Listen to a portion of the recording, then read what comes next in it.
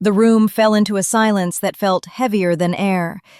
You could hear the shift of a single foot or the tightening grip on a pen. All eyes were glued to the front of the courtroom as Briana stood, blinking slowly, steadying herself. Her voice didn't shake, but his hands did. Kody sat just a few feet away, frozen in place, jaw clenched, neck stiff, eyes darting side to side like he was thinking about bolting from the room. This wasn't just family drama anymore. This was the unraveling.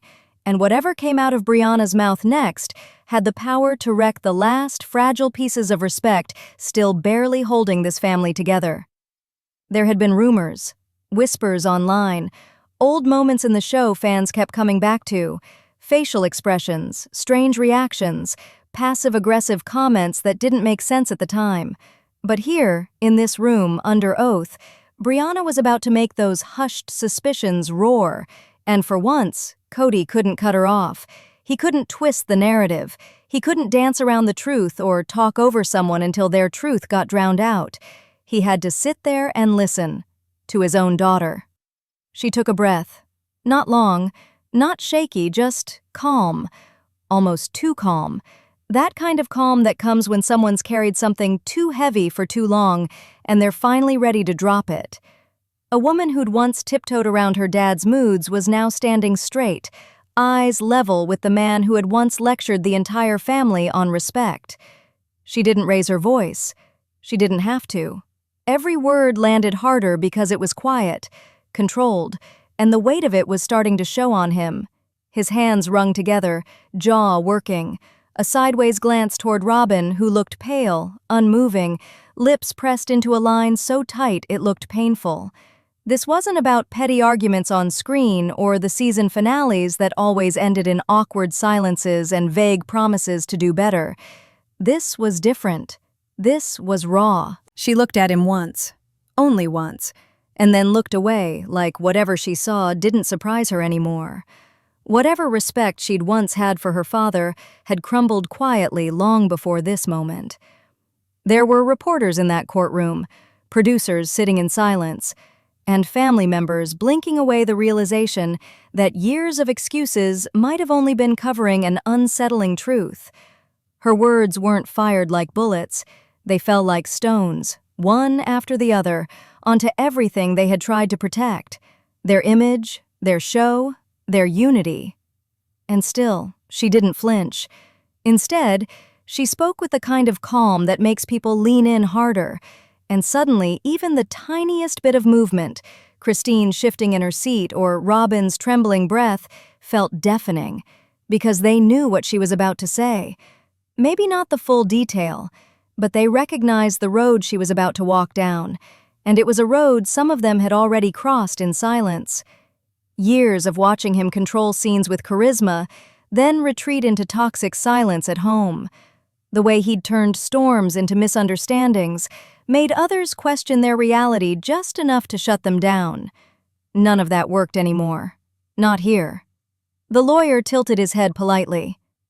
"Go ahead," he said, and then she began. She talked about nights when no one could talk to him without a meltdown, days where nobody dared ask him anything out of fear it'd explode into hours of monologue that ended in guilt.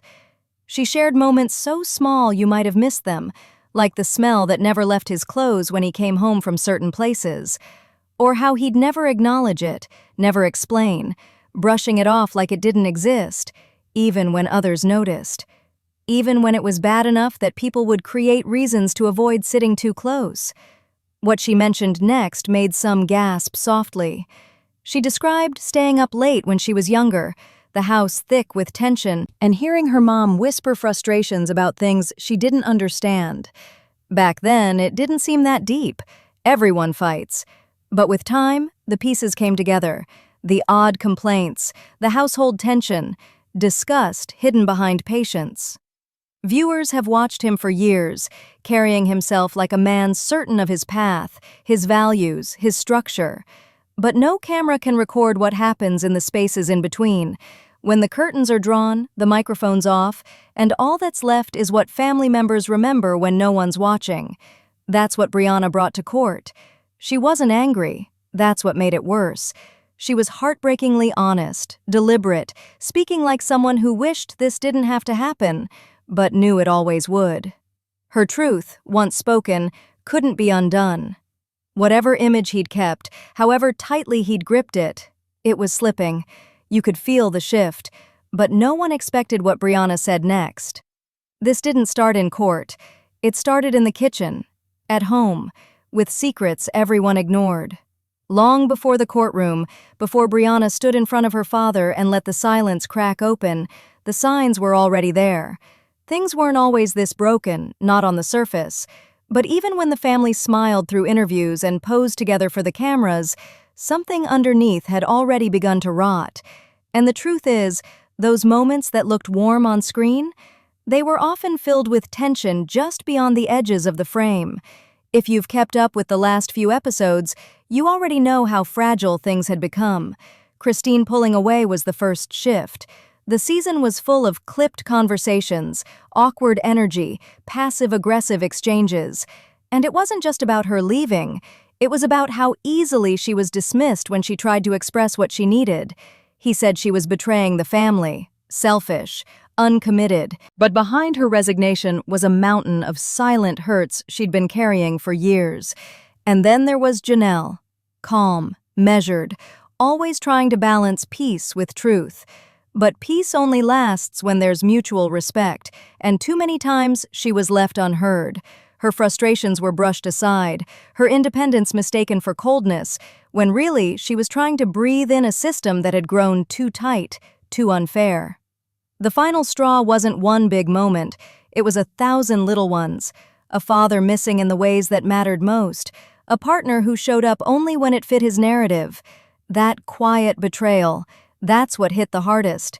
When you're being ignored in your own home, when your voice doesn't matter, when sadness becomes the background noise of your life, it takes everything not to scream.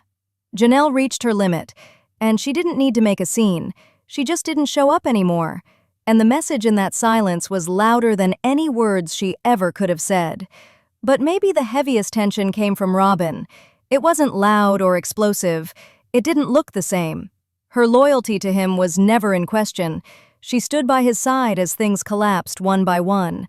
But standing by someone doesn't always mean standing up for what's right. And that's where the fractures deepened.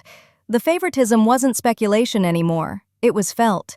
Christine and Janelle felt like outsiders in a marriage that was supposed to be shared. The equality he preached never made it past the front door. And the weight of that grew each season until the words finally stopped and the leaving began. The courtroom didn't appear out of nowhere. It grew slowly, like a storm you hope will pass but realize too late is right over your head. What happened with Briana was years in the making. Watching from the outside, you might think it happened suddenly, but when you step back and look closely, it's shocking it took this long. The show gave glimpses, but never the full picture. And the family, for all its talk of togetherness, showed more signs of survival than of love during those final seasons.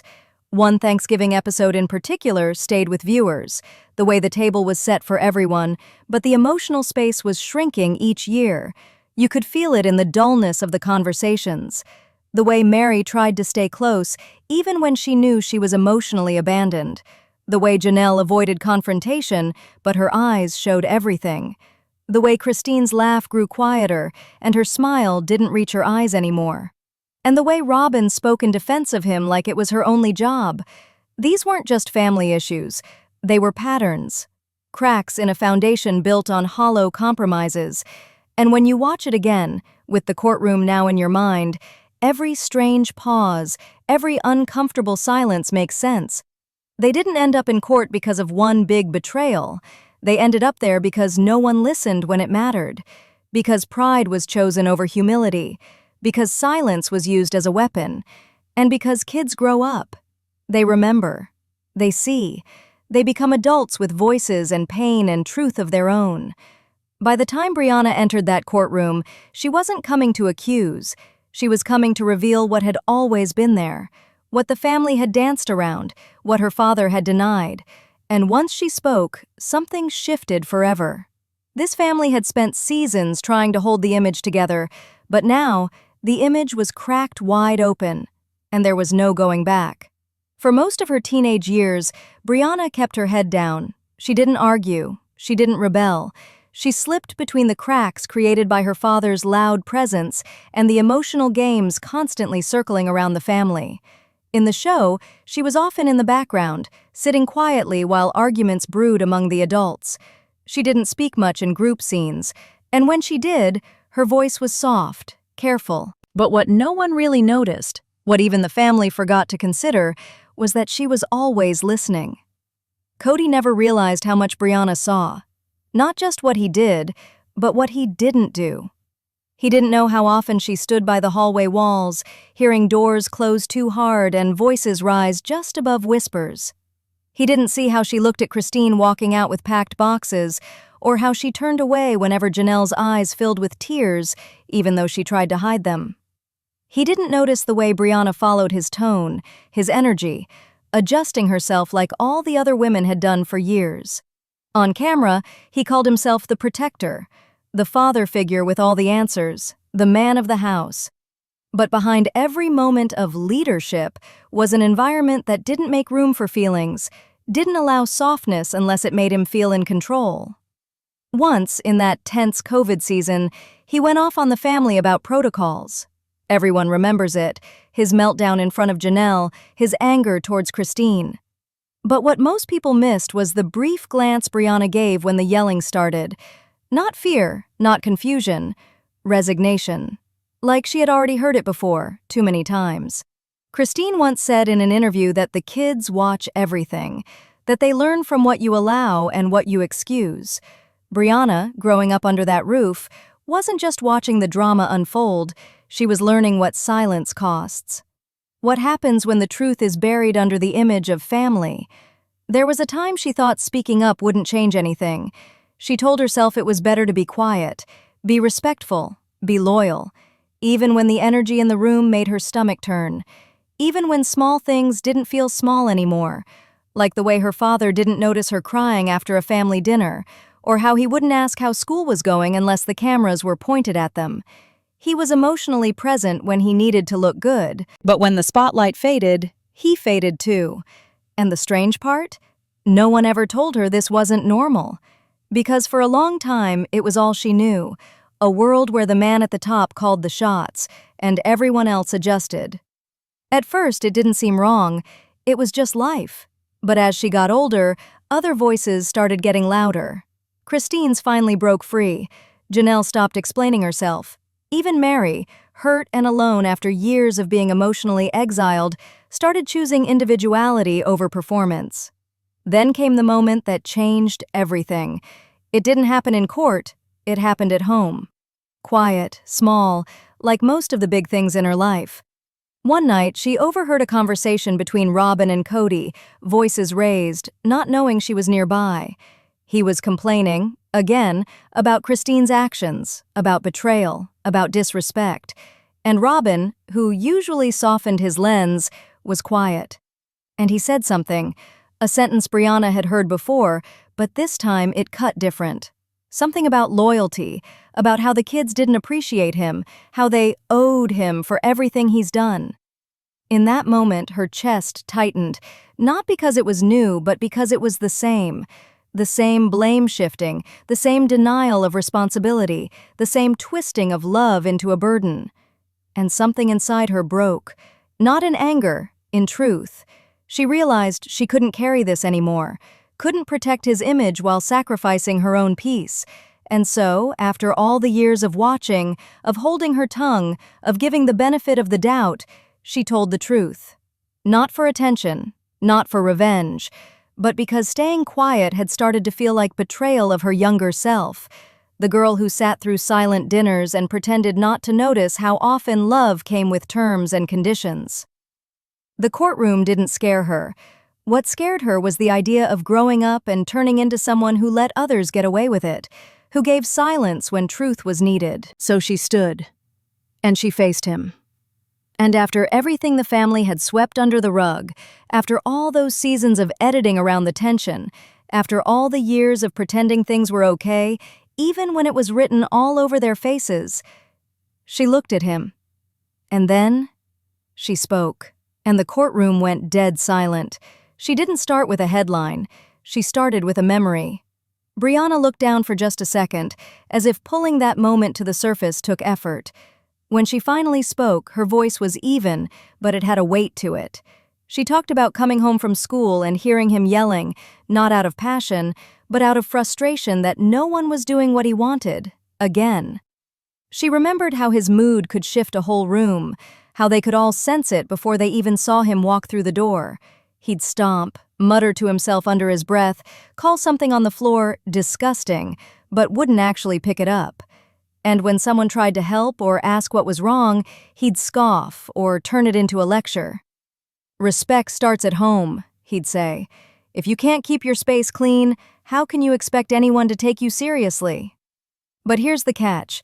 His own habits didn't match what he preached. Briana didn't say it right away. She let the courtroom sit with his words for a moment, let the echoes of his voice linger in everyone's head. Then she said quietly, "That was something he said a lot, but it didn't exactly apply to him." A quiet ripple ran through the room. She talked about how she'd clean around him, especially when Robyn was busy or distracted, just to stop the irritation from building. How she'd pick up his socks that sat for days. How she once tripped over his boots that were left in the middle of the entryway for a whole week. And when someone did move them, he got annoyed and said, "I was leaving those there for a reason." She glanced at him for the first time since she started talking.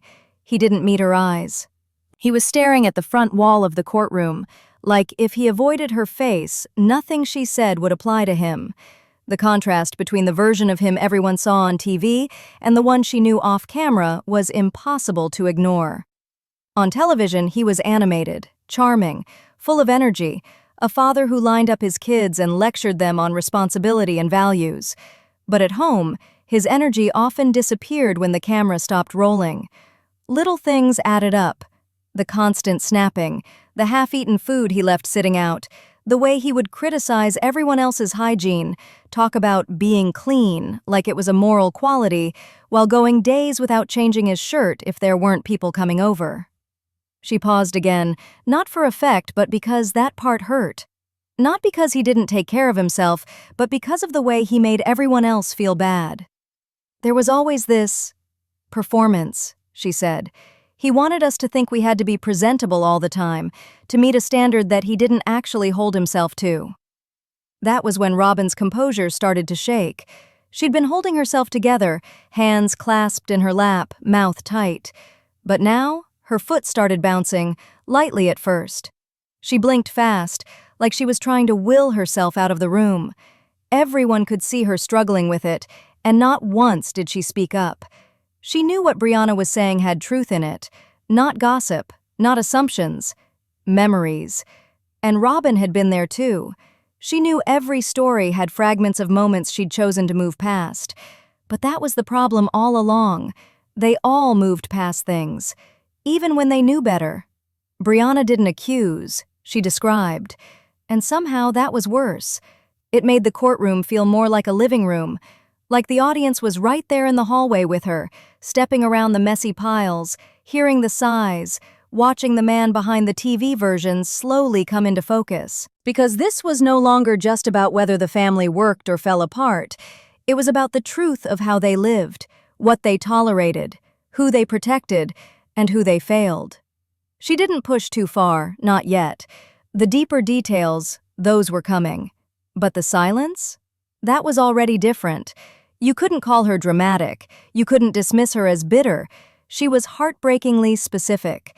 She sounded like someone who didn't even want to be right. She just wanted to stop walking through life pretending everything was okay when it had never been. And maybe that's what frightened him most. Because in front of the cameras, he had always been in control. But here, her truth was the one filling the room, and he had no script to pull from. And still, she hadn't even said the worst of it yet. Briana's voice didn't spike, it didn't get louder, it simply grew heavier. Like her words were no longer something she wanted to say, but something she couldn't keep inside anymore. Her eyes stayed down as she spoke, almost like she didn't want to see the look on his face, maybe because she already knew what it would be. Denial, disgust. That same flash of superiority that had always shown up whenever someone hinted that he wasn't the person he said he was. "There were a lot of things we weren't allowed to say out loud," she started. "Things that even the moms wouldn't talk about. Things that were either too uncomfortable or too personal, or too embarrassing." The tension rose instantly. You could feel the entire room bracing. "I remember being 10 or maybe 11, she said, "and I'd cry when I had to sit next to him on long car rides because of the smell. Not all the time, but more and more, especially in the Arizona summers. Sweat, clothes that hadn't been washed, everything kind of layered together."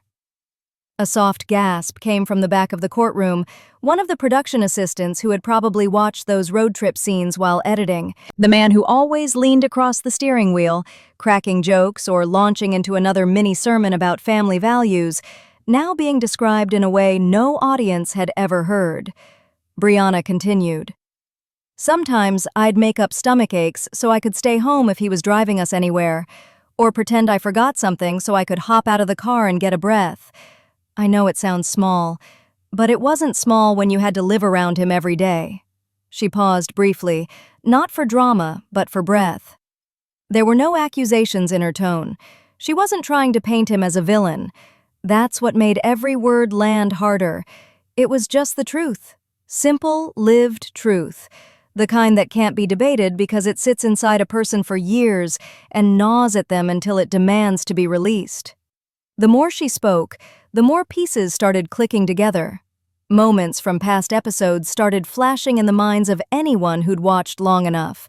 There had been little comments, offhanded jokes from the kids, moms exchanging glances, someone casually lighting a candle or spraying air freshener after a visit.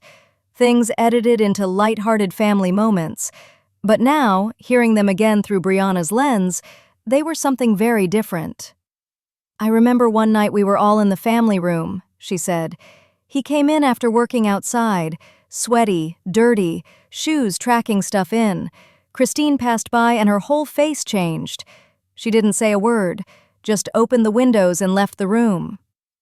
More silence, except for shifting chairs. People adjusting their posture like the air in the courtroom had thickened. "Sometimes," Briana continued, "he'd have this thing where he'd leave worn clothes just lying on the floor. Not in the laundry, not in a basket, just there. And if anyone picked them up, he'd get defensive. He'd say, 'Are you touching my stuff again?' Like he'd meant to leave it." She looked straight at the judge now. "It was never about the smell. Or the clothes. It was about the control. If you said anything, even nicely, he'd make you feel like you were ungrateful. Like you didn't understand how hard he worked." Heads were nodding quietly in the room. Even some of the people who had worked behind the scenes on the show looked visibly shaken. And then, it happened. Janelle stood up. No word, no big gesture, no eye contact. She didn't even gather her things. She looked dead ahead, then slowly rose from her seat, stepped out of the row, and walked straight out the back doors. No one stopped her. No one needed to. Because to everyone watching, it was clear what that silence meant. It wasn't disagreement. It wasn't shame. It was exhaustion. Years of watching small truths buried under bigger lies. Years of knowing something wasn't right, but choosing to keep the peace.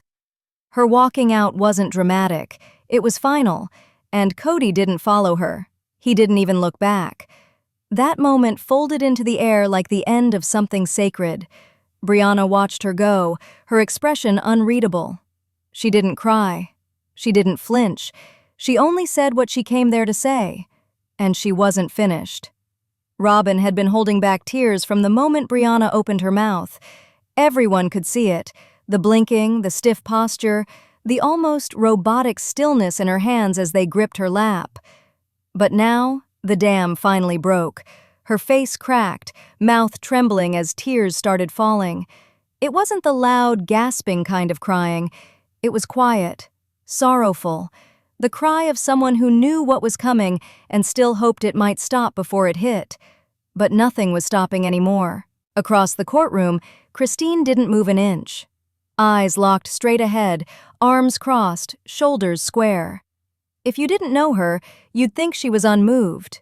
But that look, it wasn't cold. It was protective. Of herself. Of the years wasted trying to convince someone to care. Watching Briana say out loud what the rest had once only whispered was like watching a storm she'd long predicted finally roll in. And she wasn't about to look away. Briana's voice stayed steady, though now and then breath caught in her chest. "Kody had a way of making you feel like you were imagining things," she said. "Especially if what you noticed didn't make him look good. If you asked a question, he'd turn it into your problem. He'd say you were too sensitive, that you didn't understand how busy he was or how much pressure he was under." She paused, then added quietly, "But it wasn't pressure that made him forget birthdays, or show up hours late, or say he was exhausted and then disappear for 3 days."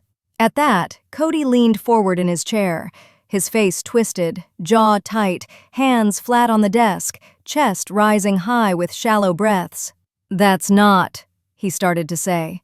The judge raised a hand without even looking in his direction. "You'll have your chance, sir. Remain silent." And just like that, Kody sat back.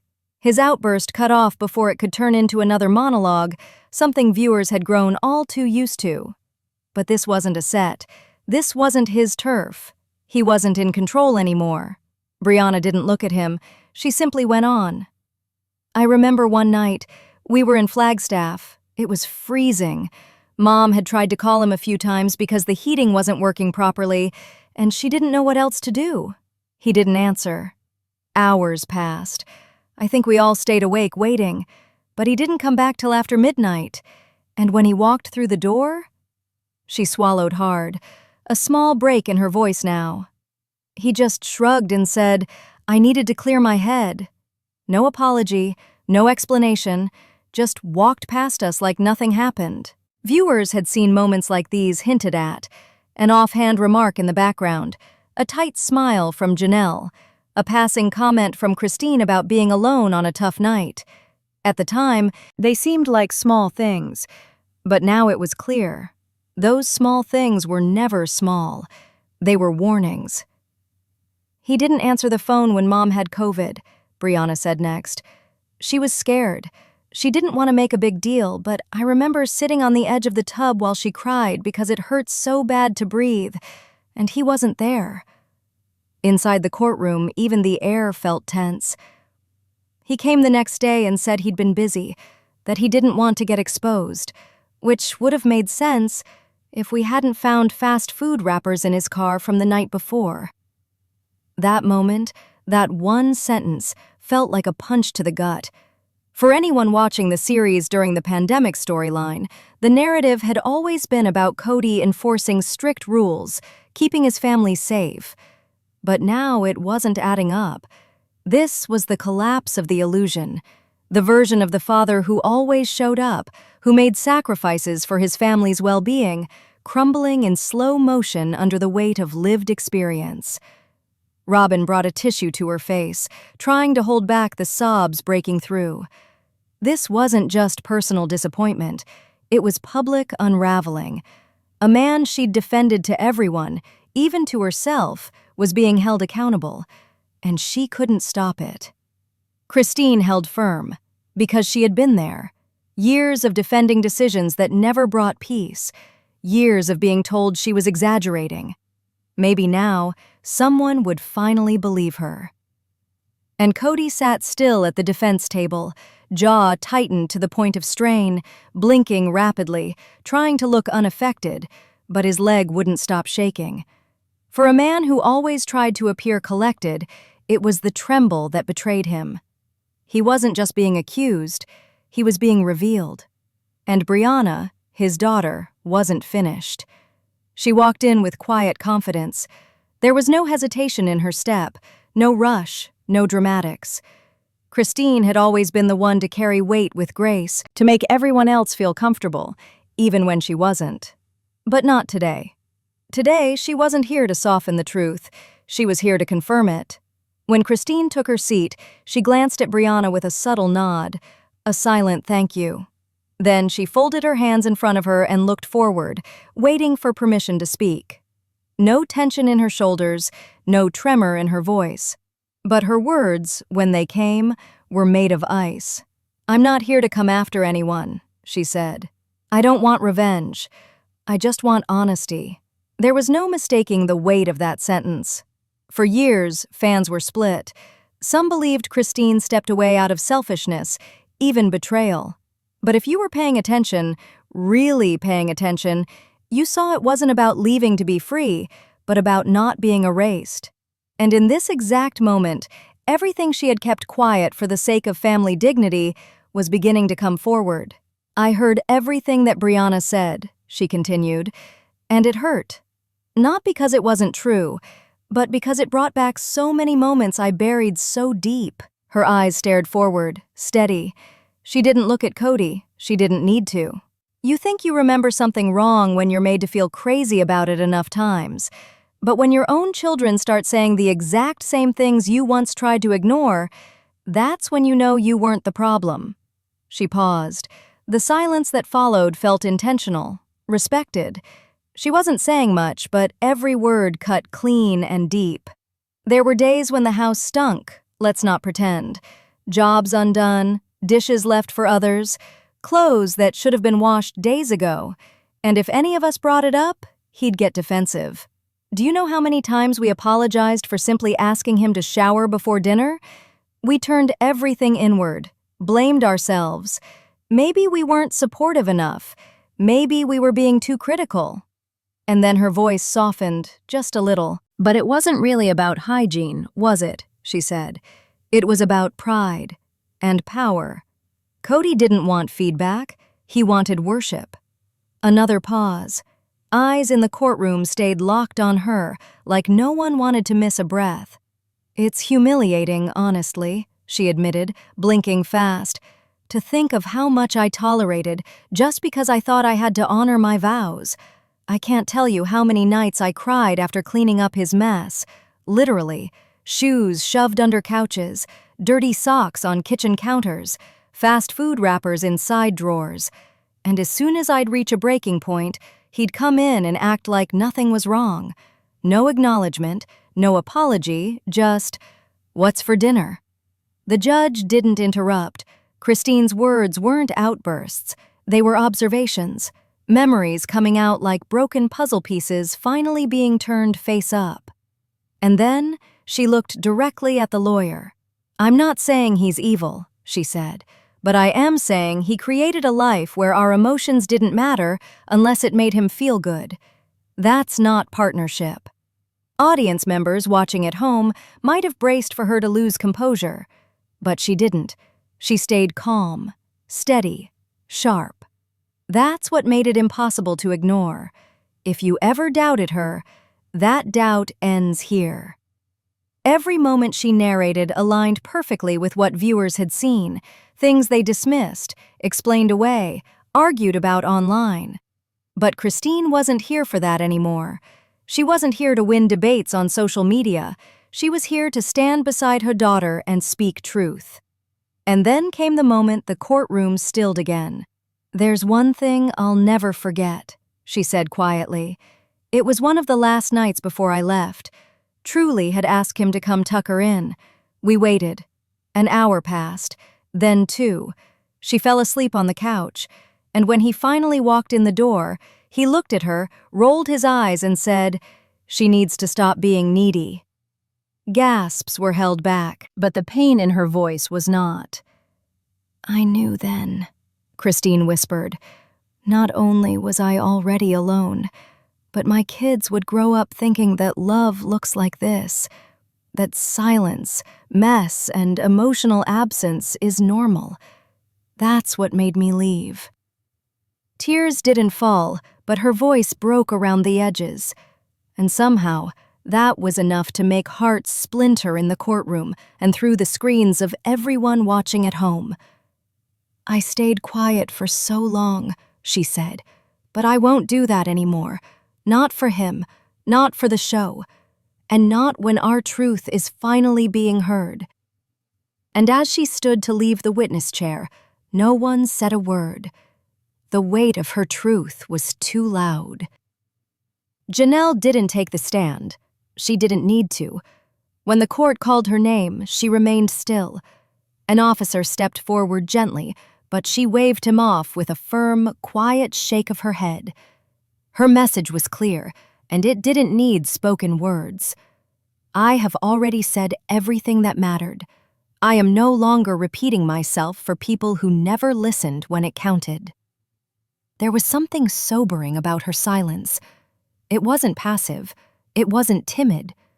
It was a protest the way Janelle had always protested, by walking away, by doing things her own way, by refusing to play along with the performance anymore. She had spent years being the quiet backbone of their family, the one who picked up the pieces and never needed applause.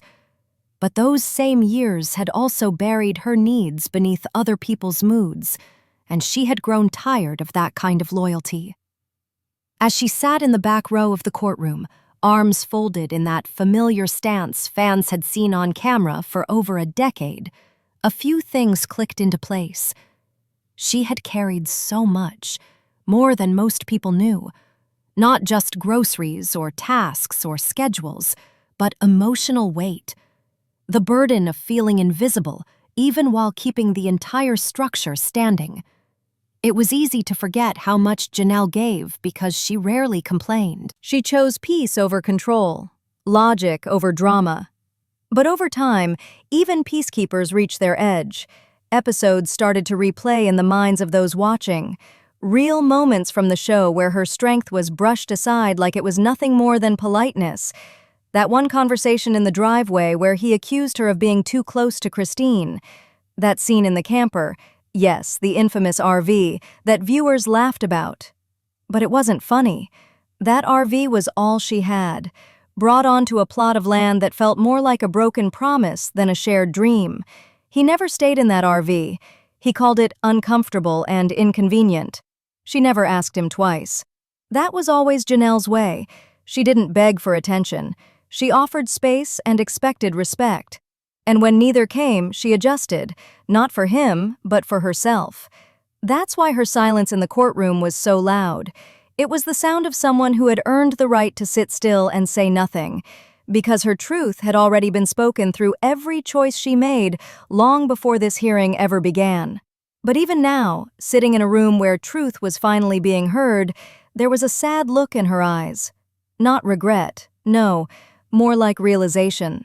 The kind that settles in your gut when you understand how much you tried to make work, how much you compromised, not out of weakness but out of hope, and how long it took to see that hope wasn't enough, not when the other side never met you halfway. When Briana spoke of the messes, the silence, the blame shifting, it wasn't shocking to Janelle. She'd lived it. She'd cleaned around it. She taught her kids resilience inside it. And when they came to her with their concerns, she always gave them space to feel what she herself had buried. And yet for years, she played her part. Loyal wife, supportive mother, holding it together for a family that was splintering in slow motion, until she couldn't anymore. Even Robyn, weeping quietly across the aisle, kept glancing back at Janelle, waiting for something. Maybe mercy, maybe agreement. But Janelle didn't look back. That bridge had already burned. The younger kids in the courtroom watched her with a kind of reverence, not pity, not sadness, but understanding. She had been steady, honest, calm even when everything was storming around her. She didn't scream. She never had to. And yet she had been ignored longer than any of them. What made this moment so powerful wasn't what Janelle said. It was her absence from the witness chair, a refusal to subject herself again to an environment where women had always been expected to carry silence, defend dynamics that never served them, pretend everything was fine for the sake of public image. Janelle didn't need to help the court hear the truth. It had already been spoken. She had modeled it for years. Quiet strength, grace, boundaries. And now, by simply staying in her seat, she did what she'd always done best. She centered everything. While others unraveled or begged to be heard, she remained a pillar, grounded in her refusal to play along. The storm had hit, but now, the aftershock was coming. It didn't take long for the internet to erupt. Within minutes of the leaked courtroom testimony, Briana's name was trending. Reddit threads exploded with theories and reactions. Twitter turned into a storm of support. Fans who had been loyal watchers of the show for over a decade were now seeing it through a different lens. Comments poured in, not just from die-hard viewers, but from old fans who had lost interest in the series years ago and suddenly found themselves pulled back in by the rawness of what Briana had revealed. One post read, "She said everything I've thought for years. Watching the family sweep it under the rug while he barked orders was always uncomfortable. Now it all makes sense." Another wrote, "Briana didn't just speak for herself. She spoke for every woman in that family who gave up their voice just to keep the peace." Video clips began circulating immediately. Edits of old episodes juxtaposed with quotes from the courtroom. One popular TikTok showed that awkward dinner scene where Christine shifted uncomfortably in her seat while Kody went on about respect, cut against Briana's courtroom words about being dismissed and gaslit. The parallel was chilling. The narrative was shifting, and fast. For years, Kody had been the center, the man with the stories, the conflict, the charisma. But now, all anyone could talk about was the double life Briana had exposed, the version behind closed doors, the behaviors that the camera never focused on long enough until you connected the dots. Overnight, fan pages shifted tone. Instagram accounts once making tongue-in-cheek memes about the family dynamic were now dead serious, posting long captions about emotional manipulation, power imbalances, and generational trauma. No one was taking this lightly. The truth had struck deeper than expected. But the reactions weren't just about Kody. They were also about who wasn't saying anything. Meri's silence in particular drew attention. After all the years of waiting on the sidelines, trying to repair a marriage that had already ended, she hadn't offered a single public comment. No tweet, no vague post, nothing. Some took her silence as alignment, refusing to throw Kody under the bus. Others saw something else entirely: resignation, emotional fatigue, the kind that builds when someone spends over a decade trying to be chosen, only to end up abandoned in plain sight. Fans noticed how quiet she'd been in the episodes leading up to this turn, how often she nodded in agreement with the women, but never pushed back when Kody disrespected her in front of the others. "That silence," one user posted, "isn't loyalty. It's a woman who bet on someone for too long and finally lost everything." In screenshots circulating across forums, fans compared the timeline of when Meri started posting less on social media to when Janelle and Christine began speaking up. There was a pattern. And now, it seemed like Meri was stuck, somewhere between knowing the truth and not wanting to admit how long she denied it. Meanwhile, outside the courtroom, Kody's public image was starting to crumble, slowly but visibly. He'd always presented himself as a flawed but well-intentioned man trying to hold his family together. But people were beginning to question that foundation. The lectures about leadership now felt hollow. The moments where he stormed out of family meetings were reframed not as stress reactions, but control tactics. The hand-waving, the long-winded monologues, the defensiveness. It didn't read the same anymore. In public, he hadn't spoken yet, but paparazzi caught him briefly outside a cafe just days after Christine's testimony. He looked tense, jaw clenched, sunglasses hiding his eyes, arms folded. No jokes, no smiles, just a man whose world was not just being questioned, but actively unraveling. Some fans sympathized. "This is still their dad," one comment read. "It's not about canceling him, it's about holding him accountable." Others were more direct. "We watched this man emotionally drain these women for years and laughed about it. This isn't news, it's confirmation." Back in the courtroom, things were quieter. But each day the family showed up with less unity than the day before. Briana had opened the floodgates. Christine had confirmed what many suspected. Janelle had made it clear she was done performing. And Meri? Her silence, ironically, spoke the loudest of all. Even Robyn, who once looked like the most rock-solid support system, hadn't returned since the third day. No statement, no appearance, Nothing. And now the audience was left with one burning question: what happens next? Because what's coming isn't another polite family meeting. It isn't another apology tour. It's something bigger. The structure is already cracked. The family brand is fractured. Fans on every platform agree this is no longer about what happened in the past. It's about what comes after the truth is too loud to ignore. And what happens next week? No one saw coming. They walked into that courtroom as a family, held together by memory, obligation, and a past too tangled to undo in one day. But they didn't walk out the same. No cameras, no staged interviews, no backyard sit-downs with carefully edited music could hold this moment together. The cracks that had been forming for years were now visible, raw, exposed. And while words were said, tears were shed, and silence spoke louder than anything, they had all made their choice in the quiet acts that followed. Christine didn't need to shout. Her strength showed in every calm sentence, every steady glance forward. She had found her way out long before the courtroom, but this moment validated everything she'd carried: alone, doubted, and denied. She wasn't running away. She had walked through fire to reclaim her dignity. Her truth wasn't angry. It was tired, resolved, and finally at peace. Christine didn't need anyone to believe her, but this time, they did.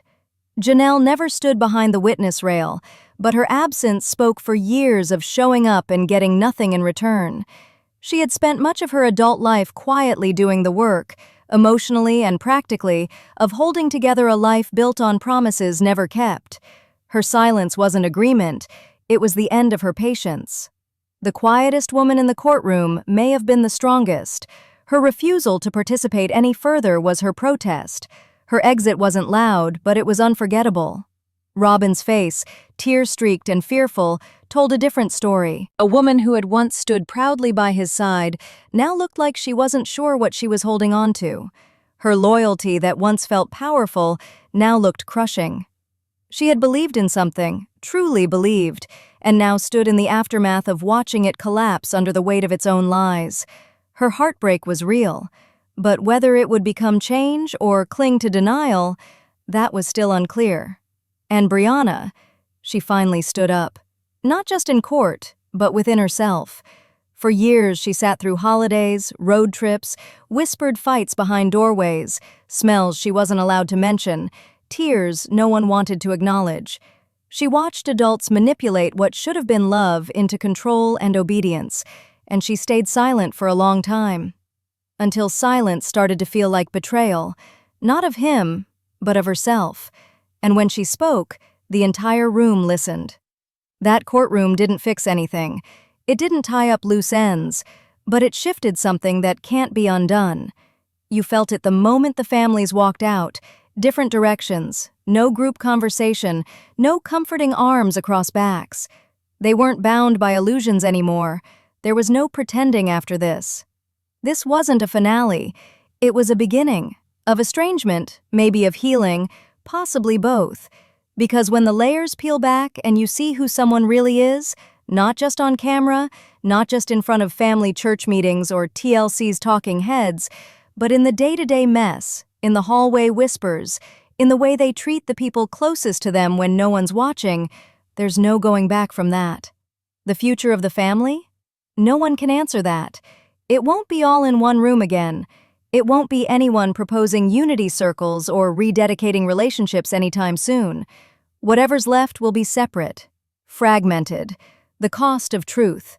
But also, maybe the first step toward healing for those who choose it. Christine walks her own path with strength she no longer has to prove. Janelle walks in peace, not needing to lead or follow anymore. Robyn walks cautiously, either closer to a deeper truth or further into denial. That choice is hers. Meri still hasn't spoken. Maybe she never will. Or maybe one day we'll hear the truth behind her silence. That's her story to tell when she's ready, if she ever is. But Briana? She walks free now. Her voice, long buried under pressure and fear and family politics, now echoes beyond just the people in that room. It reached the viewers, the ones who saw her grow up on screen. And in that freedom lies a message bigger than this family, that truth, once spoken out loud, becomes its own kind of protection. Maybe it didn't change everything, maybe it won't bring unity, but it did something far more lasting. It named what everyone else tried to ignore, and in that moment, for the first time, someone in that family truly chose themselves without apology. So the question now isn't what happens next, it's who chooses to keep pretending, and who's finally ready to be real. Whose truth do you believe? And if you were in their shoes, would you still stay quiet?